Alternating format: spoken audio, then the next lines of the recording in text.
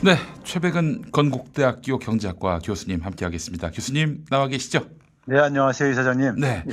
자 교수님 우리가 홍남기 이 부총리에 대해서 그동안 줄기차게 비판해 왔는데 작년 한 해 정부가 더 걷어들인 세금이 당초 예측치를 또 한 번 넘어서 60조에 이를 거라고 하는데요. 아니 이렇게 엄청나게 틀릴 수가 있는 겁니까? 그리고 그래놓고는 계속 뭐 곳간이 비었다면서 돈줄을 쥐었던 기획재정부 아닙니까? 이거 참 이제 이러고도 추경 반대할 거란 말이죠. 안 그렇습니까?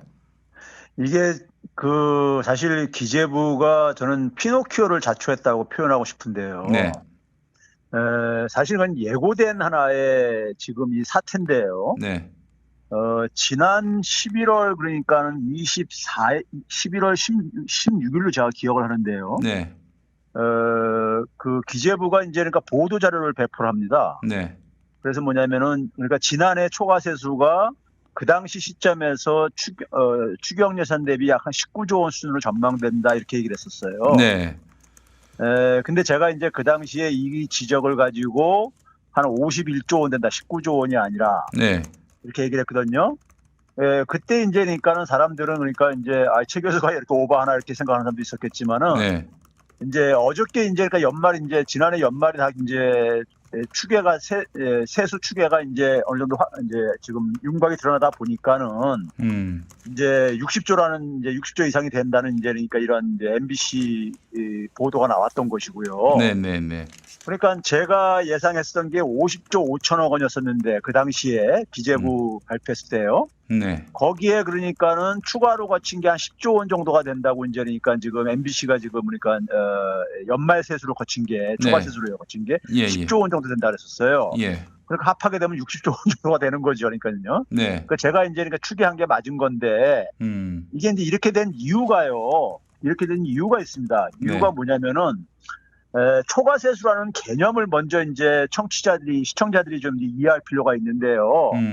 초과세수는 이제 정부가 예산을 책정할 때 가장 중요한 그러니까 정부의 수입이 이제 세금 수입이잖아요.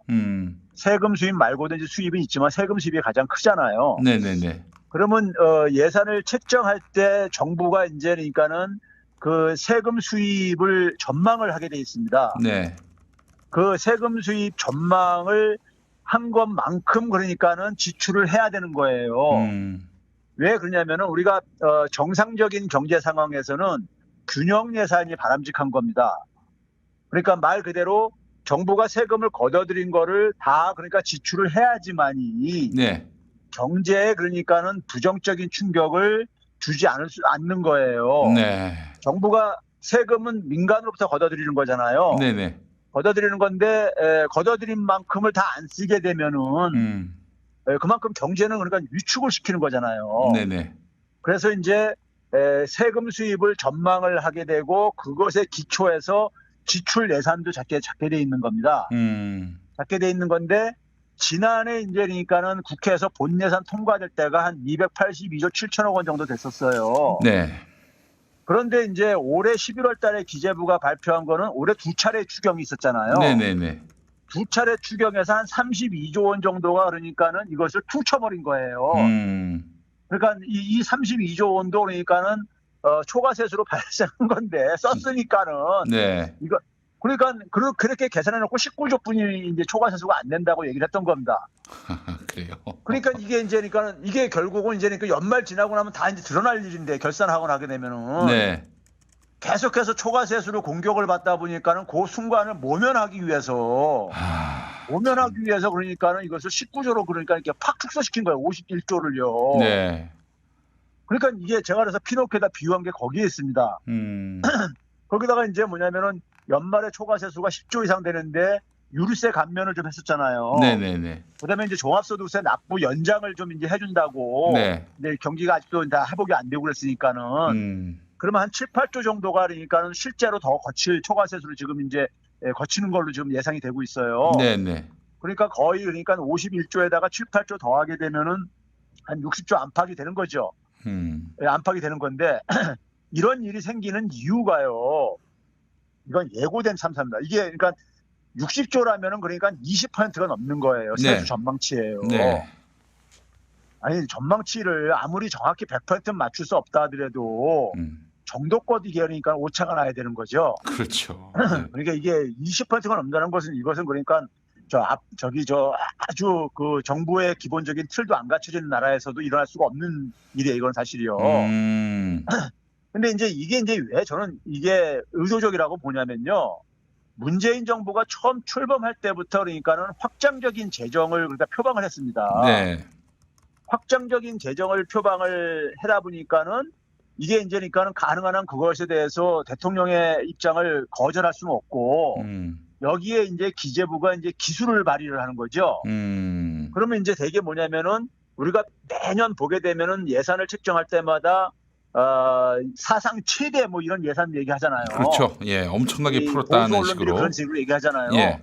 근데 예산은 매년 증가할 수밖에 없는 거예요. 왜 그러냐면 공무원들 월급도 증가하고 국방비도 증가하고 네. 다 증가하니까 예산은 증가할 수밖에 없는 거예요. 그러니까 매년 최대가 될 수밖에 없죠. 게다가 또 기본적으로요. 그 노령 인구가 또 늘어나고 있는 상황이고. 그렇죠. 그러니까 어떤 저출생 요인으로 상황. 보더라도 늘어날 수밖에 없는 거예요. 네. 그럼 늘어나면 그건 사상 최대죠. 예. 늘어나면요. 예. 그런데 이제 뭐냐면은 이 지출 증가율을 뻥튀기 하기 위해서요. 네. 지출 증가를 뻥튀기 하기 위해서 어떻게 쓰냐면은 그 전년도에 지금 최근에 지난 우리가 한 10년 정도 보게 되면 추경을 거의 매 편성을 합니다. 예. 이것도 이제 기재부의 기술 때문에 이렇게 된 건데 그러면 추경까지 포함해서 지난해 그러니까 우리가 예산이 집행됐던 거잖아요. 네, 그렇습니다. 지출이요. 예. 근데 이걸 기준으로 하지 않고 추경을 빼고 본 예산 기준으로 지출 증가율을 이제 삼아요. 그러면 지출 증가율이 커질 수밖에 없지요. 그렇습니다. 예. 그러면 이제 지출 증가율이 커지게 되면 뭐라고 하겠느냐면 큰일 났다. 이렇게 돈을 이렇게 막 쓰면은 이제 국가 재정이 그러니까는 문제가 생긴다. 이런 걸 이제 만들기 위한 거죠. 그러면서 거기다 또 한 가지는 뭐냐면 예상되는 세수는 최소화로 잡습니다. 그렇죠? 그렇게 되게 되면 예상되는 재정 수지 적자가 이렇게 뻥튀기가 되는 거예요. 그렇죠. 예. 그러면 결국은 뭐냐면은 결과적으로는 근데 그렇게 되면 초과세수가 발생합니다. 그렇죠? 예. 예. 이 세수는 최소화시키고 지출은 뻥튀기 해놨으니까는 예. 당연히 초과세수가 구조적으로 발생할 수밖에 없죠. 그러면 이제 그렇게 되면은 결국 초과세수라는 건 뭐냐면 민간으로부터 더 많이 걷어들인 거거든요. 걷어들인 그렇죠. 걸 다 쓰지 않은 거거든요. 예. 그러면 재정의 승수 효과라는 게 있습니다. 네. 재정을 적게 쓰게 되면 그만큼 경기가 위축되는 것이고요. 그렇죠. 돈이 안 도니까. 예. 재정을 더 쓰게 되면 그것이 승수 효과로 경기를 그러니까 부양하는 효과가 있고요. 네. 초과세수라는 건 경기를 위축시키는 효과로 작용을 하죠. 네. 그럼 민심이 악화되죠. 예. 그럼 이제 이게 정권 교체에 지원이 되는 거예요. 참. 예? 그러니까 이게 기재부의 정치질이라고 하는 이유가 특히 이제 확장적인 재정을 되게 민주당 정부는 되게 확장적인 재정이 기본적인 스탠스를 갖는 하나의 정권이란 말이에요. 네. 그러니까 지금 그러니까 이렇게 초과세수 상황이다 보니까는 민심들이 굉장히 흉흉하잖아요, 지금요. 네. 그거를 기재부가 이렇게 자초로 만들어낸 거라고요. 그러니까 일반 국민들은 그러니까 이걸 다 그러니까 그 통치권자인 문재인 대통령한테 그러니까 이 인사권자한테 책임을 막 돌리면서 이제 공격을 하는 거 아닙니까요? 네. 그러니까 이게 그렇게 돼가지고 결국 그것을 정권 교체라는 이런 걸로 이제 이렇게 연결시키고, 예? 그래가지고 이게 결국은 뭐냐면 관료들이 비선출 권력인 관료들이 결국은 민생을 외면하면서까지 자기 조직의 이익을 위해 가지고 자기 이 정치질을 하는 것이고 그러다 보니까 결국 민생에 굉장히 민생 적폐의 어쨌든 주범 역할을 하고 있는 거죠. 아이고, 참.